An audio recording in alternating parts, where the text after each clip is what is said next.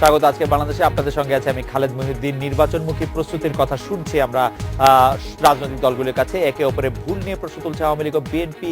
কোন পথে রাজনৈতিক ভবিষ্যৎ, এসব নিয়ে আজকে আলোচনা করতে চাইব। রাজনীতির বাক শিরোনামে কথা বলতে স্টুডিওতে আছেন বিএনপির ভাইস চেয়ারম্যান শামসুজ্জামান দুদু, আছেন আওয়ামী লীগের সংসদ সদস্য ইসরাফিল আলম, আছেন বাসদ নেতা রাজিকুজ্জামান রতন এবং জাপা চেয়ারম্যান উপদেষ্টা ব্যারিস্টার শাহনাজ পাটোয়ারি আছেন আমাদের সঙ্গে। স্বাগত আপনাদের। দুদু ভাই, আমি একটু তাত্ত্বিকভাবে জানতে চাই, আপনি কি আসলেই রাজনীতির কোনো বাগ বদল খেয়াল করছেন কিনা, বা নাকি ধারাবাহিকভাবে আপনি একই রকম শুধু এগিয়ে যাওয়া ক্যালেন্ডার হিসাবে সেরকমটাই দেখছেন? জি, আপনাকে ধন্যবাদ। দুটাই আছে। যদি সরকারের অবস্থান থেকে আমি দেখি তাহলে মোটামুটি তারা চাচ্ছে যে সারা দেশটা যেন একটা নির্বাচনের দিকে ধাবিত হয়। মানে সরকারি ভাবাপন্ন দল, বুদ্ধিজীবী, সুশীল সমাজ, পেশাজীবী, তারা চাচ্ছে যে আর তো খুব বেশি সময় নাই, ওই দিকে যেন তারা যেমন যাচ্ছে তাদের সঙ্গে সঙ্গে যারা গতবার যায়নি নির্বাচনে, বিশেষত ২০ দল বা বেগম খালেদা জিয়ার যে টিম, তারাও যেন নির্বাচনমুখী হয়। তাদের এই কিন্তু এর বাইরে যারা আছে তারা যে নির্বাচন করতে চাচ্ছে না এটা না, তারাও নির্বাচন করতে চাচ্ছে এবং সেটি 2014 5ই জানুয়ারি আগে থেকেই তারা ওই 5ই জানুয়ারি নির্বাচনে তারা অংশগ্রহণ করতে চাইছে। কিন্তু তাদের বক্তব্যটা ছিল ইলেকশনটা যেন ইলেকশনের মতো হয়, যেন সাধারণ মানুষ ভোট দিতে পারে এবং বিরোধী পক্ষ স্বাচ্ছন্দ্যে যেন তারা প্রচারে নামতে পারে। সেই জন্যই তারা সেই সময় কেয়ারটেকারের সরকারের কথা বলেছেন বা নির্বাচনকালীন দলীয় সরকারের বাইরে যাওয়ার কথা সেই সময় এই পক্ষ থেকে বলা হয়েছিল। নির্বাচন তারাও চেয়েছে, আমরাও চেয়েছি, কিন্তু তারা তাদের মতো করে চেয়েছে এবং এখনো পর্যন্ত তার বাইরে তারা মানে সরকার পক্ষে মিন করছে, তারা কিন্তু তার বাইরে যেতে পারছে না। আওয়ামী লীগ কি মূলত বিএনপিকে নির্বাচনের বাইরেই রাখতে চায়? এখনো পর্যন্ত যে পরিস্থিতিটা আছে, তারা সহজে অবস্থাটা নিয়ন্ত্রণে রাখতে চায়, অর্থাৎ যেন তাদের কোনো প্রতিদ্বন্দ্বীমূলক কোনো চ্যালেঞ্জের সম্মুখীন না হতে সৃষ্টি না হয়। কারণ এই জায়গাটা আমার কাছে মনে হয়েছে, তারা যে সাফল্যের কথাটা গত সরকারের এই মানে দ্বিতীয় টার্মে আসার পর থেকে যেটা বলছে, বিদ্যুতের ক্ষেত্রে, শিক্ষার ক্ষেত্রে, শিল্পের ক্ষেত্রে, নানান ক্ষেত্রে তারা যে সাফল্যের প্রসঙ্গগুলো নিয়ে আনছে, তাতে তাদের কথা যদি আপনি একটা একটা করে ধরেন, তাতে বলা যায় অভূতপূর্ব সাফল্য। তাতে মানুষ চমৎকৃত হওয়ার কথা। যদি চমৎকৃত হয় তাহলে পরে মানুষ তো তাদের পক্ষে যাওয়ার কথা, কিন্তু পক্ষে গেলে পরে দলীয় সরকার কি প্রয়োজন? যে কেউ আসলে তো তারা জিতবে। কিন্তু দলীয় সরকার ছাড়া অন্য কোন সরকার এসে যদি আমার বিপক্ষে কাজ করে, মানে দলীয় সরকার ছাড়া অন্য সরকার আসলে যে তখনই সে ভাববে যখন জনগণের প্রতি আস্থাহীনতার একটা ব্যাপার থাকে, মানে যে মানুষ তার পক্ষে, তারা যে সাফল্যের কথা, তাদের যে মানে প্রশাসন চালানো, সরকার চালানো। কোন রাজনৈতিক বিশ্লেষক যে এরকম বলেন যে যারা আমার পক্ষে না তারা আসলে আমার বিপক্ষের লোকই, আমার পক্ষের লোক যদি আমি সেটা না দিই। এটা আপনি নানান তাত্ত্বিক বিশ্লেষণে এই মানে তার অবস্থান থেকে সে ব্যাখ্যা করবে, যেমন ক্ষমতায় থাকবোই, রাইট, আর গণতান্ত্রিক ভাবে থাকবো, এটা দুটো আলাদা জিনিস। সেইটার ক্ষেত্রে এখনো আওয়ামী লীগকে মনে হচ্ছে আগের অবস্থানে আছে, আসলে খুব বাগ দরকার। আমরা একটু ইসরাফিল ভাই আপনার কাছে আসতে চাই। ইসরাফিল ভাই, আমি আপনার কাছে একটি আমার বক্তব্য একটি খুব আজকে ভালো লেগেছে, সেটা একটু কোট করতে চাই। পরিবেশ ও বন মন্ত্রী আনোয়ার হোসেন মঞ্জু আজ বলেছেন, মন্ত্রীদের অসত্য কথা বলতে হয়, মন্ত্রী মিনিস্টার হলো মিছা কথা বলার জন্য। আপনি আমার কাছে বক্তব্যটি একটু মন্ত্রী মিনিস্টার হলো মিছা কথা বলার জন্য, বক্তব্যটি একটু ঠিক ঠিক মনে হচ্ছে। আমি যেহেতু মন্ত্রী হইনি সেহেতু আমার এই অভিজ্ঞতা নাই। আমি শুধু জানি যে মন্ত্রীরা শপথ গ্রহণ করে সত্য কথা বলার জন্য, আবেগ অনুভূতির ঊর্ধ্বে ওঠে। তাহলে ধরে নিতে পারি যে মঞ্জু ভাইয়ের এই কথাটি মিথ্যা। রসিকতা, মঞ্জু ভাই সবসময় রসিক মানুষ। তো মঞ্জু ভাইয়ের এই কথাটা যদি মিথ্যা হয়, তবুও আগের কথাটিকে সত্য প্রমাণ করে যে তিনি মিথ্যা কথাই বলছেন। আমরা যেটি বলতে চাইছি যে দুদু ভাই যেখান থেকে শেষ করলেন যে রাজনীতির বাক, আওয়ামী লীগ আসলে চাচ্ছে যে নির্বাচনের মধ্যে কোন চ্যালেঞ্জ না নিতে, তার সুবিধাজনক জায়গা থেকে নির্বাচন করতে এবং নির্বাচনমুখী একটা আবহাওয়া তৈরি করতে। আমার দুদু ভাইয়ের কথা ঠিক মনে হচ্ছে। আসলে কোন কথা ঠিক হবে বা কোন ধারণা সঠিক হবে এটা নির্ভর করবে নির্বাচনের সময়। নির্বাচন এখন অনেক সময় বাকি আছে। তবে আমি এইটুকু প্রেডিক্ট করছি যে দশম জাতীয় সংসদ নির্বাচনকে কেন্দ্র করে বিএনপি, জামাত সহ যে রাজনৈতিক দলগুলো নির্বাচন বয়কট করেছিল এবং নির্বাচন বিরোধী ভূমিকা গ্রহণ করে ধ্বংসাত্মক জ্বালাও পোড়াও ভূমিকা অবতীর্ণ হয়েছিল, সেই দলগুলো এখন নির্বাচনমুখী ভূমিকা গ্রহণ করেছে এবং নির্বাচনে ভোট পাওয়ার জন্য জনগণকে মোটিভেট করতে বিভিন্ন ধরনের আকর্ষণীয় কিছু কার্যক্রম তারা হাতে নিয়েছে, যেমন ভিশন 2030 তারা ঘোষণা করেছে এবং বিভিন্ন জায়গাতে তাদের দল জেলা কমিটিগুলো পুনর্গঠন করা এবং নির্বাচনমুখী বক্তব্যগুলো তারা কিন্তু জনগণের সামনে হাজির করছে। নির্বাচন বয়কট করা, নির্বাচনকে প্রতিহত করা যে বক্তব্যগুলো আগে দিতেন তারা কিন্তু সেই জায়গাতে এখন নাই। সেই জন্য আমি মনে করি এটা অনেক বড় একটা পরিবর্তন। আর বাংলাদেশ আওয়ামী লীগ সম্পর্কে যে কথাই বলুক না কেন, ইতিহাস প্রমাণ করে যে আওয়ামী লীগ সবসময় নির্বাচনমুখী দল, শান্তিপূর্ণভাবে সাংবিধানিকভাবে রাষ্ট্র ক্ষমতা পরিবর্তনই বিশ্বাসী একটা দায়িত্বশীল গণতান্ত্রিক দল। বাংলাদেশ আওয়ামী লীগ চায় দেশে একটা সুন্দর নির্বাচন হোক, এই নির্বাচনে সব রাজনৈতিক দলই অংশগ্রহণ করুক। দুদুবের প্রশ্নটা একটু করি, এবং নির্বাচনটা আওয়ামী লীগ কি চায় যে বিএনপি নির্বাচন আসুক, নাকি আওয়ামী লীগ নিজেদের মতো করে নির্বাচন করে ফেলতে চায়? নেভার। গতবারও আমাদের মাননীয় প্রধানমন্ত্রী শেখ হাসিনা এমন কোনো পদক্ষেপ গ্রহণ করা বাকি রাখেন নাই যে বিএনপি সহ 20 দলকে নির্বাচনী আনার সপক্ষে। কিন্তু আপনারা দেখেছেন, জাতি দেখেছে। এবার কি ধরনের পদক্ষেপ আপনারা নিচ্ছেন? আমরা আমাদের নির্বাচন আইন অনুযায়ী আমাদের দেশের সাংবিধানিক আপনার দিক নির্দেশনার আওতায়, কাঠামোর আওতায় যেমন নির্বাচন কমিশন নির্বাচন যেভাবে অনুষ্ঠিত করতে চায় করবে, সরকার নির্বাচন কমিশনকে সহযোগিতা করবে। ওকে, যেমন বিএনপিকে সভা সমাবেশ করতে দেওয়া হচ্ছে, বিএনপি যেখানে চাচ্ছে সভা সমাবেশ করতে পারতেছে, এরকম কি হচ্ছে? না, সেই বিষয়টা না। এখন বিএনপির নামে অনেক রাজনৈতিক মামলা আছে বিএনপি নেতা কর্মীদের মধ্যে, সেগুলো কি এইরকম প্রত্যাহার মামলা করা তো হচ্ছে? সবসময় সব রাজনৈতিক দলের না, ঠিক বিরুদ্ধে আছে, ছিল, তারপরেও তারা নির্বাচন অংশগ্রহণ করেছে। যতক্ষণ পর্যন্ত কনভিক্টেড না হবে কেউ, Right. ততক্ষণ পর্যন্ত তো নির্বাচন অংশগ্রহণ করতে কোনো বাধা নাই। মামলা তো বাধা নির্বাচনে হতে পারে। প্রচারণা করার ক্ষেত্রে তাদের তো একটি সহজ সুযোগ দেওয়ারও তো একটি ব্যাপার থাকে। না, এই বিষয়টা আমার সব দেশেই আছে। কারণ সুনির্দিষ্ট মামলা যাদের বিরুদ্ধে আছে, বিচারাধীন আছে আদালতে বা চার্জশিটেড হয়েছে, সেগুলো তো তাদেরকে ফেস করতে হবে। ইসমাইল ভাই, আপনি একজন সজ্জন মানুষ, আমি শুধু এই ব্যাপারটি জানতে চাই, আজকে বিএনপির ক্ষেত্রে যা হচ্ছে, আগামীবার বা অন্য কোনো বার এই একই জিনিস আপনার পক্ষে হলে? আমাদের উপর তো তাই হয়েছে না, আগামীতে হলে আপনি পছন্দ করতেন কিনা বিষয়টা? না, পছন্দ অপছন্দের তো অপশন আমাদের নাই। বিরোধী দলে থাকলে সরকারি দল যদি সত্য মিথ্যা যে মামলায় দিক না কেন, সেটা গ্রহণ করেই রাজনীতি করতে হবে। রাজনীতি করতে হবে। আমি মামলা মানি না, আমি আদালতে যাব না। আমি মামলা মানি না, আমি হাজিরা দিব না।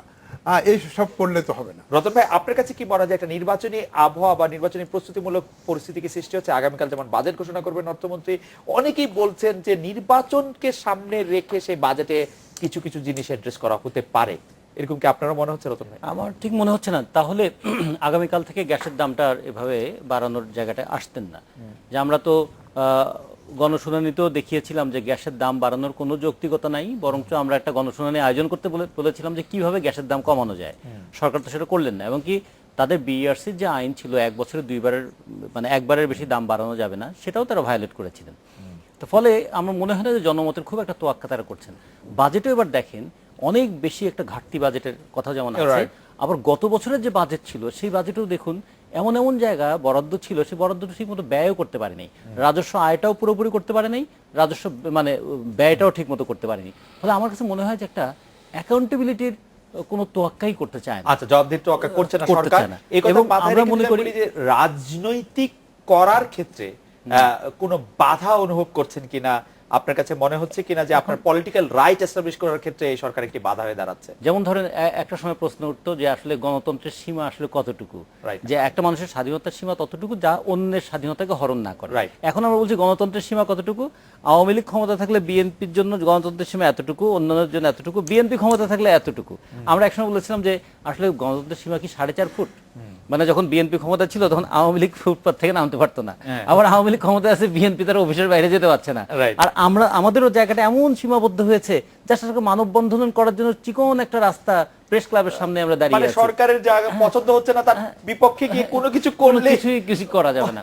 ফলে গণতন্ত্রটা কয়েক ফুটের মধ্যে সীমাবদ্ধ হয়ে গেছে, অথবা মানে টেলিভিশনের মধ্যে, টেলিভিশনের পর্দায়। বেরিস্টার শাহ আহমেদ, আমি আসছি রতন ভাইয়ের কাছে। বেরিস্টার শাহ আহমেদ পটের কাছে আসছে, আপনি কয়েকদিন আগে একটি উপনির্বাচন করে আসলেন, আপনি রাজনৈতিক অবস্থাটা কিরকম দেখেন? না, একটা তো হচ্ছে এটা অনুদর রাজনীতি।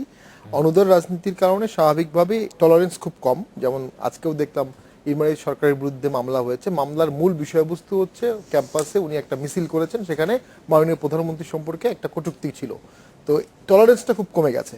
অনুদার রাজনীতির সবচেয়ে খারাপ দিক হচ্ছে অনুদার রাজনীতি কিন্তু এক ধরনের মৌলবাদ, মানে এটা আপনি যেটা বিশ্বাস করছেন আমার ক্ষমতা থাকতে হবে, আমি ক্ষমতা থাকার যোগ্য, আমার দ্বারাই দেশের উন্নতি হবে, আমি ছাড়া কেউ উন্নয়ন করতে পারবে না, এই দেশটাই আমার, এটাও কিন্তু এক ধরনের উগ্র চিন্তা ভাবনা। এটা যখন স্ট্যাবলিশ হবে বা বহাল তবিয়তে থাকবে তখন স্বাভাবিকভাবে আরেকটা উগ্র চিন্তা, যেটা আমি আপনার টকশোতে অনেকবার বলেছি, যেটা বাংলাদেশে বিদ্যমান আছে, ঘুমন্ত ছিল, আস্তে আস্তে জেগে উঠছে, ইসলামিস্ট উগ্রবাদী চিন্তা, সেটা অনেক বেশি প্রাধান্য কিন্তু পাচ্ছে। এবং আপনি চিন্তা করে দেখেন, বিএনপিতে ইসলামিস্ট দল সবসময় ছিল এবং সমাদৃত ছিল, জামাত ইসলামী বা অন্যান্য দল, জাতীয় পার্টিও একটা অ্যালায়েন্স করছে, তো সেখানে ইসলামিক দলের একটা বড় অংশ আছে, আওয়ামী লীগও হেফাজতের সাথে বসছে। আমি হেফাজতে বসা না বসা নিয়ে কোনো কথা বলতে চাচ্ছি না, কিন্তু তিনটা ব্লকেই কিন্তু আপনার ইসলামিস্টরা অনেক বেশি গুরুত্ব পাচ্ছে, যেটা একদিক থেকে ভালো, আবার আরেকদিকে খারাপ হচ্ছে। ইসলামের সাথে গুরুত্ব পাওয়াই উচিত, পাওয়া- বাংলাদেশের ভোটের 90% মানুষ Exactly, ইসলামিস্ট, ঠিক, তার তো এটা সত্য, গুরুত্ব হ্যাঁ। গুরুত্ব কিন্তু পাওয়াই উচিত। একটা প্রবলেম হলো যে এই ধরনের মৌলবাদ জিনিসটা শুরু হয় একভাবে, শেষ হয় আরেকভাবে। কিন্তু মানে কিছু বেঁচে আমাদের পাটারি আমরা একটা খুব জেনারেলাইজড কমেন্ট করছি কিনা, যেই মুহূর্তে আমরা এই কমেন্টটা করছি, আপনি ইমরানের সরকারের কথা বলছেন, ইমরানের সরকার বাংলাদেশ সরকারের একজন ক্যাবিনেট মন্ত্রীর জামাতা, এটা তার এবং- ব্যক্তিগত জীবন। এবং শামসুর রহমান শরীফ যিনি ভূমি মন্ত্রী, তার পুত্র এখন জেলে। খুব অনুদার রাজনীতির ক্ষেত্রে কিন্তু এরকম হয় না। আমরা কিন্তু রাশিয়া, উত্তর কোরিয়া, যেগুলিতে আমরা অনুদার গণতন্ত্র বলি, সেগুলিতে Right. এরকম হওয়ার কিন্তু কোনো সেরকম হয় না। সুযোগ নাই। হ্যাঁ, কিছু কাটিং এজ আছে যে আপনি এগুলোকে টাচ করতে পারবেন না, এগুলো টাচ করলেই আপনি বিপদে পড়ে যাবেন, এরকম একটা ব্যাপার। যেটা আমি বলছিলাম, দেখেন ইন্ডিয়াতে বেল থ্যাকরে উনি কিন্তু যখন ওই মৌলবাদ নিয়ে রাজনীতি করতো, ওনার প্রথম মিশন ছিল যে উনি মহারাষ্ট্রকে তামিল মানে থেকে মুক্ত করবেন, অর্থাৎ যারা তামিলনাড়ুর যারা লোক তারা মহারাষ্ট্রে থাকতে পারবে না, মুম্বাইয়ে থাকতে পারবে না। সেখান থেকে মুভমেন্টটা আজকে হয়ে গেছে যে ভারতবর্ষে মুসলমান থাকতে পারবে না। যেটা আমি বলছিলাম যে মৌলবাদ ভিত্তিক রাজনীতি, এটার ভালো দিক আছে, খারাপ দিক আছে, কিন্তু এটা শুরু হয় একদিকে, একটা পর্যায়ে গিয়ে শেষ হয় আরেকদিকে। ইন্দিরা গান্ধীর অনুদার রাজনীতির কারণে এল কে আদবানি, নরেন্দ্র মোদী, Right. এরা আরএসএস থেকে বিজেপিকে জনপ্রিয় করার সুযোগ পেয়েছে। তো বাংলাদেশেও ওই ট্রেন্ডসটা ওইদিকে চলে যাচ্ছে। আমরা একটু দুদুবের কাছে আসি। দুদু ভাই, আজকে আমরা জেনেছি যে প্রধানমন্ত্রী শেখ হাসিনাকে ইফতারে দাওয়াত দিয়েছেন বিএনপি চেয়ারপারসন বেগম খালেদা জিয়া। সেটি কি রুটিন দাওয়াত? গতবারের দাওয়াতে থেকে এটির কোনো আলাদা ব্যাপার আছে কিনা? খালেদা জিয়া কোনো ফোন করবেন কিনা, আরো একটু গভীরভাবে তাকে দাওয়াত দিতে চাইবেন কিনা, নাকি সেটি গদ দাওয়াতি? রাজনীতি বাক নিয়ে যখন কথা বলছিলাম সেই জন্য আমরা না, এমনি শেখ হাসিনাকে তো আমরা ভালোবাসি, জি বিএনপি ভালোবাসে। বিএনপির সময় তার বাড়ি ফেরত দেওয়া হয়েছে, তার মালামাল যা ছিল তার বাড়ির মধ্যে, সেগুলো বিএনপির সময় তাকে বুঝিয়ে দেওয়া হয়েছে। কেমে ওয়াহিদুর রহমান সাহেব বুঝিয়ে আওয়ামী লীগের দিয়েছে। পরে তো বিএনপি আসছে, আর তো আর কেউ সুযোগ বুঝিয়ে দেওয়ার সুযোগ পায় নাই। না না, মানে ভালোবাসার কথাটা বলে কি, তার আগে উনি যে পরিস্থিতিতে পড়েছিলেন, জি তিনি এবং তার আরেকটি বোন বাদে সবাই কিন্তু ভয়ঙ্কর একটা মৃত্যুর মুখোমুখি বলেন, যে মর্মান্তিক একটা পরিস্থিতিতে পড়েছিলেন। তারপরে সরকারটা তার সরকার, বিএনপি সরকার না, আওয়ামী লীগের সরকার। খন্দকার মোস্তাক আওয়ামী লীগের দ্বিতীয় ব্যক্তি। তো সে এসে সেই জিনিসগুলো ফেরত দিতে পারতেন, তাকে নিয়ে আনতে পারতেন। তো সেটা হয় নাই, বাস্তবতা হয় নাই। তো সেটা বিএনপির পক্ষ থেকে হয়েছে। এরপরে সেই ফ্যামিলিতে যখনই যে ঘটনা ঘটুক না কেন, বিএনপির পক্ষ থেকে বিএনপি চেয়ারপারসন যতটা মানে দুঃখ প্রকাশ, শুধু না, আন্তরিকতা দেখানো, সবগুলোই কিন্তু করা হয়েছে। আওয়ামী লীগের পক্ষ থেকেও বিএনপির এই ফ্যামিলির ব্যাপারে কিছু কিছু ঘটনা আছে যেগুলো আপনি উল্লেখ করতে পারেন, মৃত্যুর যখন তিনি এগিয়ে এসছেন। তো ফ্যামিলিগত দিক থেকে আপনি মনে করছেন যে সেখানে আভ্যন্তরীণ দিক থেকে যাই থাক না কেন, জি। প্রকাশ্য বিষয়টি অনেক বেশি সেগুলি অনেক- তো এই দাওয়াত রাজনৈতিক শিষ্টাচারের বাইরে না, রাজনৈতিক শিষ্টাচারের মধ্যে। এবং তো শুধু কোনো বাড়তি কোনো কিছু না না না না, এখনকার ঘটনাটা না, এর আগেও আমরা কিন্তু যখনই যে প্রসঙ্গগুলো এসছে তখনই আমাদের পক্ষ থেকে তাকে দাওয়াত দেওয়া, তার পার্টিকে দাওয়াত দেওয়া, আমাদের কনফারেন্সেও দাওয়াত দেওয়া হয়েছে, তারাও আমাদেরকে দাওয়াত আচ্ছা, দিয়েছে। মানে এই শিষ্টাচারগুলি থাকছে। আমরা একটা বিরতি নিচ্ছি, বিরতির পর ফিরে এসে ইসরাফিল ভাই আপনার কাছ থেকে একটু জানতে চাইবো যে সরকার গণবিচ্ছিন্ন হয়ে বিরোধী দলের নেতা কর্মীদের যে মিথ্যা মামলা দিচ্ছে, গ্রেপ্তার করছে, তারা এক চোরাবালির মধ্যে ডুবে আছে, যত নড়াচড়া করবে ততই তারা ডুববে, এটি হচ্ছে নজরুল ইসলাম খানের অভিযোগ। এই মিথ্যা মামলার ক্ষেত্রে আপনি আসলে বলছিলেন যে এটা সরকারের একটি স্বাভাবিক ঘটনা, কিন্তু যদি বিএনপিকে আপনারা চান, আপনারা কি এই অবস্থা থেকে একটু উত্তরণ ঘটাবেন কিনা, সেটি দর্শকরা আমাদের প্রশ্ন করছেন। আমরা একটা বিরতি নিয়ে ফিরছি আপনার কাছে।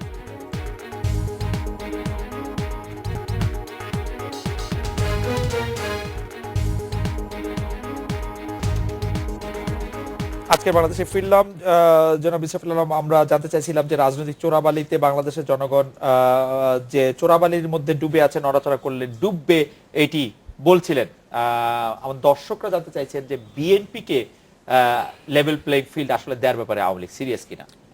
আসলে নজরুল ইসলাম খান সাহেব উনি আমার ব্যক্তিগতভাবে খুবই একজন শ্রদ্ধেয় বড় ভাই। আমরা প্রায় 28 বছর 29 বছর ধরে একসাথে শ্রমিক আন্দোলন করি। উনি যে কথাটা বলেছেন এটা একজন ঝানু রাজনৈতিক নেতার খুব কৌশলী কথা, গদবাঁধা কথা।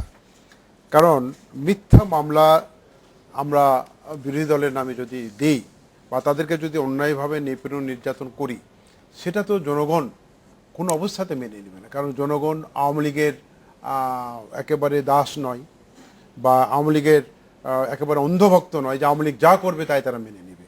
সত্যিকার অর্থে যে আমাদের গণতান্ত্রিক এবং সভ্য সমাজে যে কোনো মানুষের মানবিক আকাঙ্ক্ষা হলো প্রত্যেকটা মানুষ তার অধিকার এবং মর্যাদাটা নিয়ে সমাজে বসবাস করুক।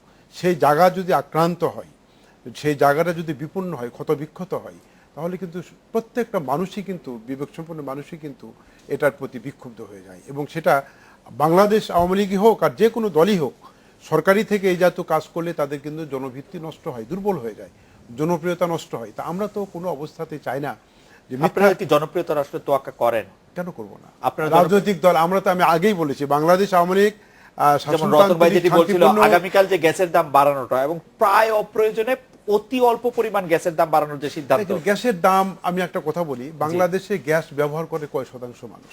না, খুব কম শতাংশ মানুষ। এবং সবচেয়ে গরিব মানুষ যেখানে বসবাস করে গ্রামে, তারা কিন্তু গ্যাসের সুযোগটা পায় না। কিন্তু এইটার একটা তো আমি একটা কথা বলি যে ম্যাসিভ জনগণ অর্থাৎ ব্যাপক জনগোষ্ঠী কিন্তু এই সিদ্ধান্তের দ্বারা আক্রান্ত হবে না।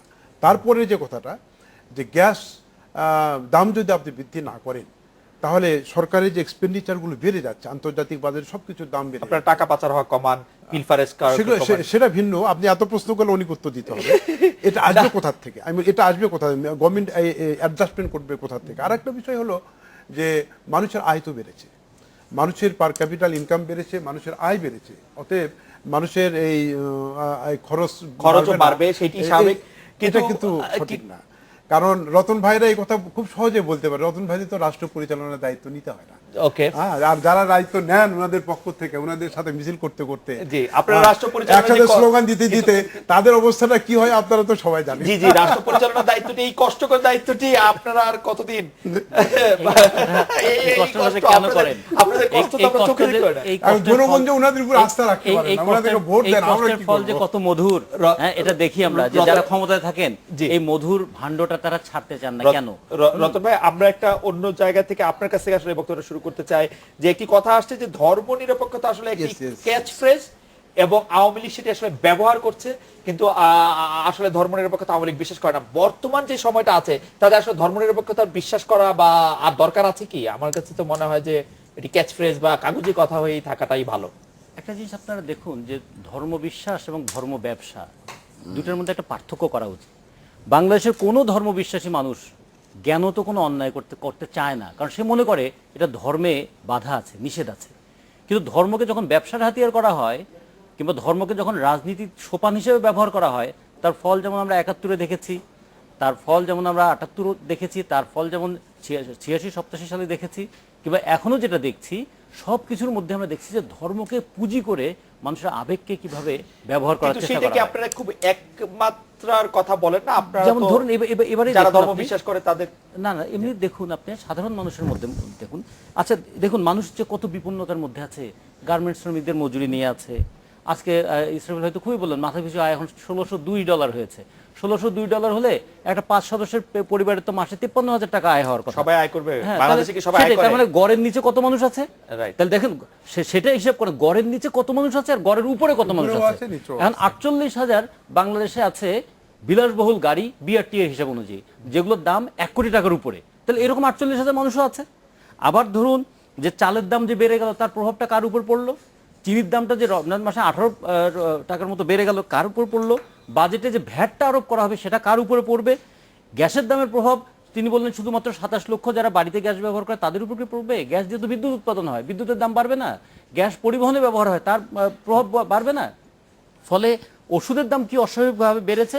এবং সবচেয়ে বড় কথা দেখেন, ৬টা ব্যাংক কিভাবে তার থেকে টাকা মানে ইয়ে হয়ে গেল, লুটপাট হয়ে গেল।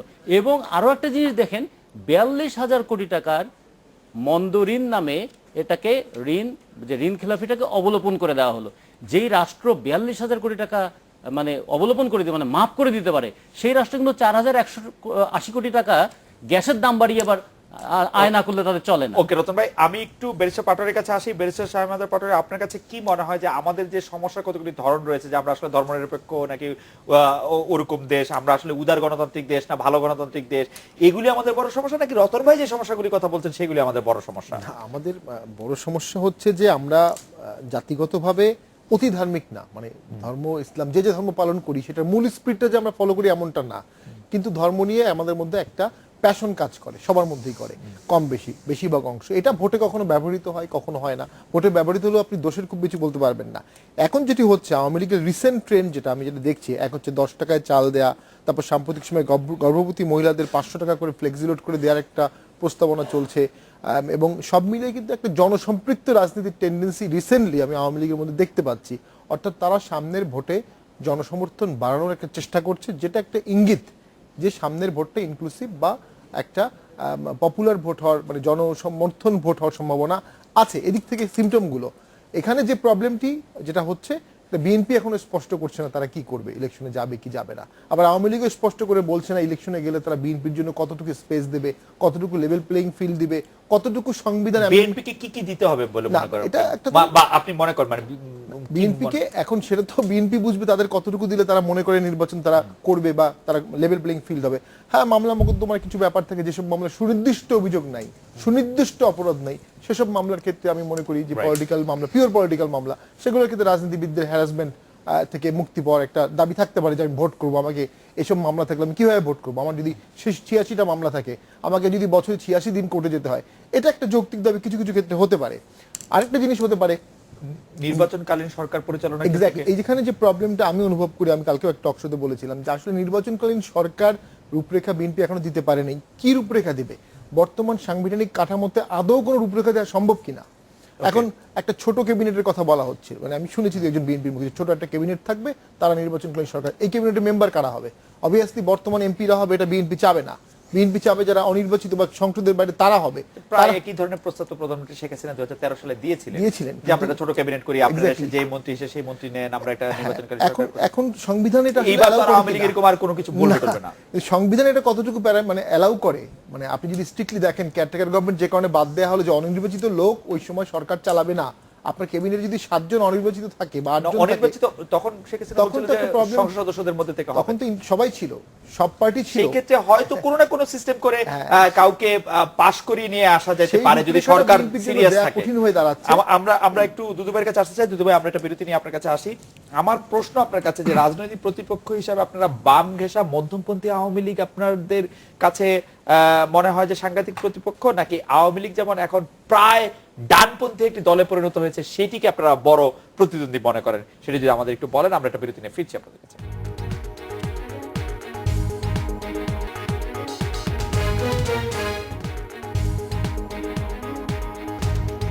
ফিরে এলাম আজকে বাংলাদেশে।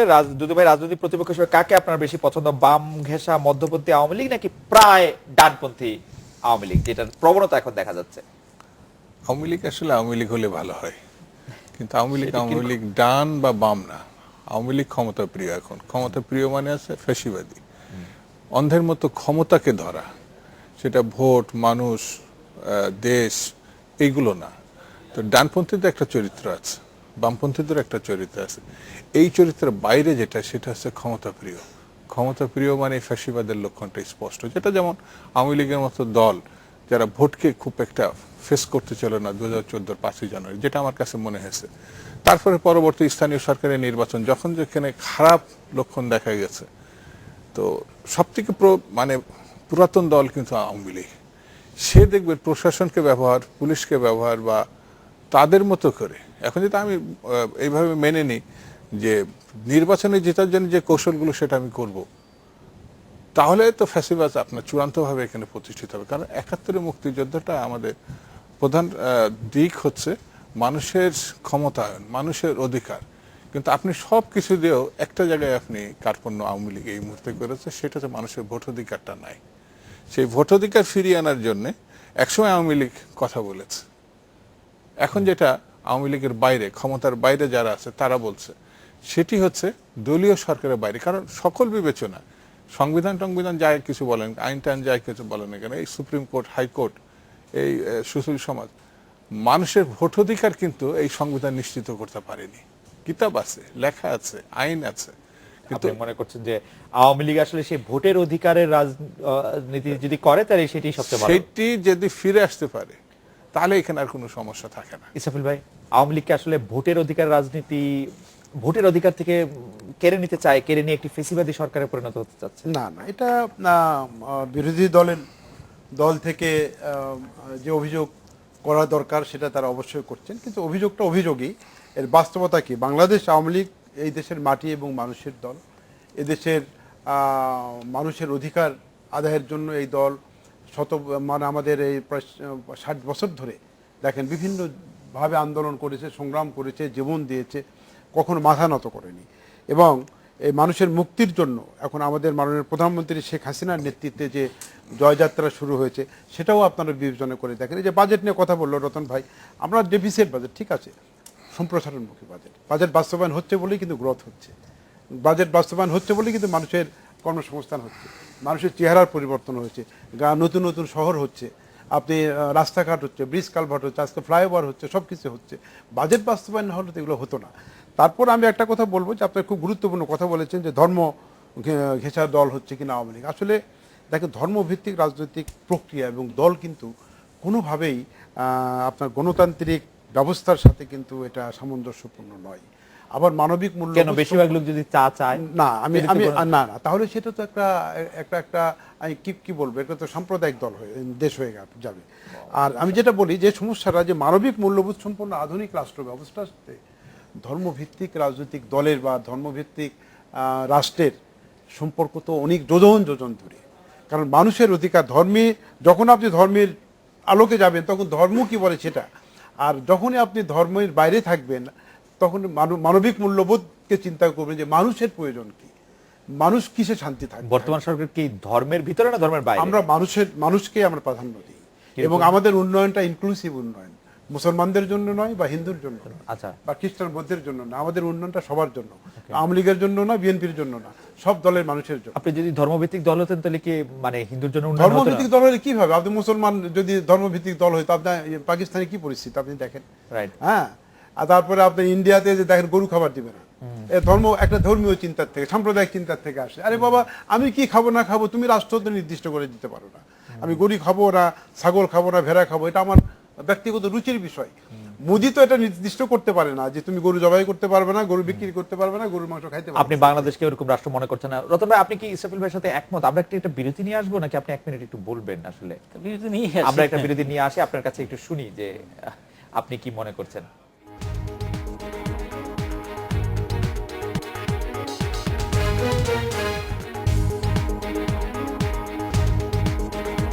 ফিরে এলাম আজকে বাংলাদেশে। রতন ভাই, ইসরাফিল ভাই বলছিলেন যে ইসরাফিল ভাই যেটা বলছিলেন যে আমাদের প্রবৃদ্ধির কথা, কয়েকদিন কালকেই দেবপ্রিয় ভট্টাচার্য একটা দারুণ বিষয় বলেছেন যে আমাদের প্রবৃদ্ধিটা কেন বাড়ছে, 7-এর কাছাকাছি কেন থাকছে। আমাদের অর্থনীতির এখন 50%-এর উপরে হলো সেবা খাত। সেবা খাতের প্রবৃদ্ধি যদি 8, 9, 10 থাকে তাহলে অন্যান্য ক্ষেত্রে প্রবৃদ্ধি যদি নাও বাড়ে এটা কিন্তু 4-5-এর নিচে কখনোই নামবে না। তিনি বললেন যে এই প্রবৃদ্ধির সঙ্গে জবলেস গ্রোথ যেটা হয়েছে এটা কিন্তু অ্যালার্মিং, যে প্রবৃদ্ধি বাড়ছে কিন্তু কর্মসংস্থান বাড়ছে না কেন, কেন বেকারত্বটা বাড়ছে। তাহলে প্রবৃদ্ধি যদি এত তাৎপর্যপূর্ণ হয় তাহলে এত বেকার, এত কর্মহীন কেন। আবার তিনি বলছেন যে দেশে মেগা প্রকল্প হচ্ছে কিন্তু মাইক্রো স্বস্তি নাই কেন, মানে আমাদের ঘরে ঘরে স্বস্তির পরিবেশটা হারিয়ে গেল কেন দেশে যদি এতই উন্নয়ন হয়ে থাকে। এবং আরেকটা বলছেন যে মেগা প্রকল্পের অতি অর্থায়ন, বিলম্বিত বাস্তবায়ন, প্রকল্প ব্যয় বৃদ্ধি, এগুলোর কারণে সম্পদের অপচয় হচ্ছে। এখন এগুলো তো আমরা চোখের সামনে দেখছি একের কি রকম ঘটনা হচ্ছে। আবার তার সঙ্গে যদি নতুন ভ্যাট আইন হয়, চালের দামটা বেড়ে যাওয়া, জ্বালানির দাম না কমা, গ্যাস বিদ্যুতের দাম বাড়লে তাহলে উৎপাদন খরচটা বাড়বে এবং দ্রব্যমূল্যটা বৃদ্ধি পাবে। এগুলোর প্রভাব কোথায় গিয়ে পড়বে? এগুলো অর্থনীতির দিক। আর রাজনীতির দিকটা দেখুন, 71 সালে দেশের জনগণ কিরকম একটা উচ্চতায় উঠেছিল, সেখান থেকে আমরা কোথায় নেমে এলাম। 90-এও আমরা একটা উচ্চতায় উঠেছিলাম, আমরা স্বৈরাচার বিরোধী আন্দোলনের মধ্যে দিয়ে একটা গণতান্ত্রিক চেতনার একটা উচ্চতায় উঠেছিলাম, সেটা আবার কোথায় আমাদের নেমে এলো। তাহলে এইটা কারা নামালো? ক্ষমতায় তো তারাই ছিলেন, আমরা তো ক্ষমতায় যেতে পারি না, আমরা ক্ষমতার বারান্দার ধারে কাছেও যাইনি, রাস্তায় আছি। কিন্তু যারা ক্ষমতায় যাচ্ছেন তারা কখনো কখনো ক্ষমতা হারানোর ভয়ে অত্যন্ত অতি ক্ষমতার প্রয়োগ ঘটাচ্ছেন, ক্ষমতা হারানোর ভয়ে। আবার কেউ কেউ ক্ষমতার বাইরে থাকার যন্ত্রণায় অতিষ্ঠ হয়েও এমন কাজ করছেন, দুটাই কিন্তু গণতান্ত্রিক চেতনাটাকে নষ্ট করে দিচ্ছে। Okay. ফলে আমাদের গদিকেন্দ্রিক রাজনীতি আসলে রাজনীতির মূল্যবোধটাকে অনেক সময় নষ্ট করে দিচ্ছে। বেশ, শাহমাদার পাটোয়ারি, আমি আপনার কাছে জানতে চাইবো যে জাতীয় পার্টির চেয়ারম্যান হোসেন মোহাম্মদ এরশাদ এবং জাতীয় পার্টির গতিবিধি কি আসলে জনগণের কাছে খুব স্পষ্ট হচ্ছে?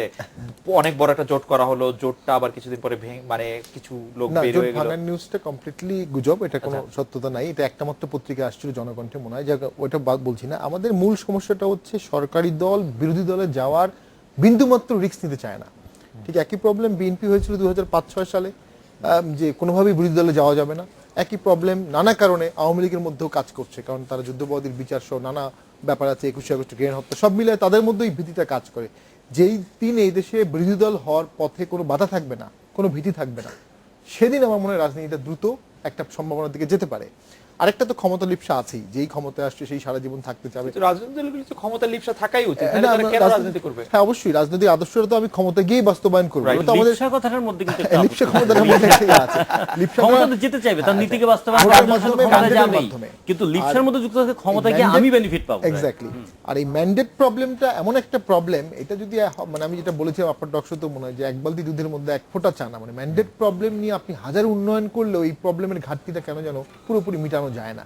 আজকে যে মানুষের মনে কিছুটা অস্বস্তি, এত উন্নয়ন হচ্ছে, এত কিছু হচ্ছে, বাংলাদেশকে রিয়েলি একটা অন্য লেভেলে চলে গেছে, যদিও ডিস্ট্রিবিউশন প্রবলেম আছে, তারপরেও কিন্তু একটা অস্বস্তি যাচ্ছে না, সরকারের মধ্যেও যাচ্ছে না, বিরোধী দলের মধ্যেও যাচ্ছে না, জনগণের মধ্যেও যাচ্ছে না। এটার মেইন প্রবলেম সেইটা কি মানে যেমনটা সরকারি দলের লোকজন বলেন যে আমরা আসলে ভালোটাকে ঠিক গ্রহণ করতে না, আমাদের জানি কেন মনে হয় ভালোটার মধ্যে আড়ালে তার মেঘ হাসে টাইপের। না, এটা না। আওয়ামী লীগের একটা দুর্ভাগ্যজনক ব্যাপার হচ্ছে দেশে আওয়ামী লীগ মানুষ দুভাগে বিভক্ত, কেউ আওয়ামী লীগ করে, বাকিরা আওয়ামী লীগ করে না। এইটা ভোটের রাজনীতির জন্য আওয়ামী লীগের জন্য একটা এম্বারাসমেন্ট হয়ে দাঁড়ায়। অনেক ভালো কাজ করার পরও 2001 সালে আওয়ামী লীগ হেরে গেছে। 96 থেকে 2001 আওয়ামী লীগ কিন্তু অত্যন্ত ভালো সরকার চালিয়েছে, আমি বলবো যথেষ্ট উদার সরকার চালিয়েছে, খুব বেশি অকারেন্স, খুব বেশি কিছু ঘটেনি, মার্জিনাল ভোটে হেরে গেছে। কারণ কি? কারণ আওয়ামী লীগ ভোট করে একা, আর বাকিরা সবাই আওয়ামী লীগ করে না। এই জিনিসটার ক্ষেত্রেই আওয়ামী লীগের একটা এখন যে শিফটগুলো একটা আওয়ামী লীগ করছে, হেফাজতের সাথে বসা বা এই শিফটের মিক্সিং কিন্তু আওয়ামী লীগ এবার করছে, সেটা কি ফল দেবে আমি জানি না। তো যেই প্রবলেমটা আওয়ামী লীগ সবসময় ফিল করে যে আওয়ামী লীগ উন্নয়ন করছে, এটা সত্য, কিন্তু যে মানুষগুলো আওয়ামী লীগকে ভোট দেবে না, এই উন্নয়নের কারণে কি তারা আওয়ামী লীগকে ভোট দিচ্ছে? ব্যাপারটা সেরকম হচ্ছে না, ভোটিং ট্রেন্ডসটা এরকম না, এটাই একটা সমস্যা। দুদু ভাই, আপনারা ভিশন 2030 যেটি ঘোষণা করেছেন, সেই ভিশন 2030-তে আসলে অনেক ক্ষেত্রেই আমরা যে বিষয়গুলি আমরা দেখতে পাচ্ছি সেইটা একরকম চমকও বলছেন অনেকে, কিন্তু তার পরপরই আমরা যেটা দেখছি যে বিভিন্ন জেলায় জেলায় বিএনপির মধ্যে খানিকটা অন্তর্দ্বন্দ্বের ভাব।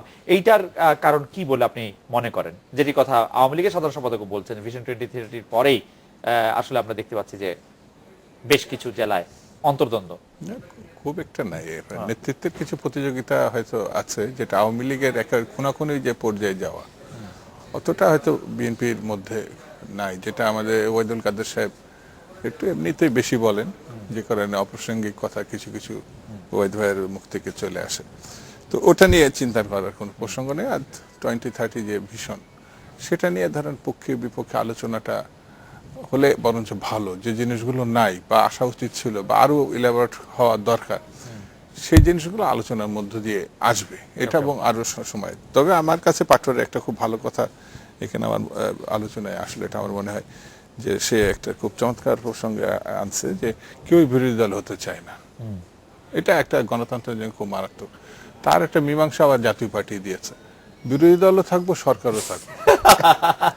মানে অসাধারণ একটা পরিচয়। তো এটা আসলে আমার কাছে মনে হয়েছে যে কেউ বিরোধী দলে যেমন থাকবো না, আবার চরম সুবিধাবাদী দৃষ্টিভঙ্গি, মানে বিরোধী দল থেকেও যে সরকারের যে সুবিধাগুলো নেওয়া যায় সেই জিনিসটা এখানে আসা। তো আমার কাছে মনে হয়েছে যে আগে বামপন্থীরা দক্ষিণপন্থীরা যেভাবে আমি আলোচনা করি না কেন, যে ডেডিকেশনটা ছিল, মানুষের প্রতি যে আস্থাটা ছিল, মানুষ তাদেরকে যে বিশ্বাস করত, এমনকি রাজনীতিবিদদের প্রতি তাদের যে আগ্রহ ছিল, তো নানান ঘটনার মধ্য দিয়ে সেই আগ্রহটা অনেকটা মানে মানুষ একটু দূরে গেছে। রাজনীতিবিদদের উচিত আমার কাছে মনে হয়েছে সেই আগ্রহে যখন ফিরিয়ে আনতে পারবে, সেটি সরকার বা বিরোধী দলের কথা না। তাহলে পরে এখানে আপনি যে কোনো একটি ভালো ঘটনা, এই লেভেল প্লেইং ফিল্ড বলেন, ভোটের অধিকার বলেন, বা সরকারের মানে গণবিরোধী ভূমিকা বলেন, এগুলোকে ফেস করতে হলে পরে আপনার রাজনৈতিক দলে, বিশেষত সরকারি দলের কথা বাদই দিলাম, বিরোধী দলে যারা আছে তাদের অবস্থান থেকে এই ভূমিকাগুলো আপনাকে পালন করতে হবে। আর সর্বশেষ যে প্রসঙ্গটা আমার কাছে এখানে এসে মনে হয়েছে, লেভেল প্লেইং ফিল্ড, মিথ্যা মামলা বা আগামী নির্বাচন বা ধর্ম ব্যবসা বা ধর্ম ব্যবসার বাইরে আমরা যা কিছু করি না কেন, যেতে আমি আমার অবস্থানটাকে একটু নিজের আয়নাতে দেখতে পারি, তাহলে অনেক কিছু মীমাংসা হয়। ওকে, আমি কাউকে দোষারোপের রাজনীতিটা আমি এই মুহূর্তে যাচ্ছি না। যেমন এটা তো সত্য, আমি যেভাবে জানি, এটা প্রধানমন্ত্রী নিজেও স্বীকার করেছেন যে গত 2014 5ই জানুয়ারি নির্বাচনটা ঠিক হয় নাই।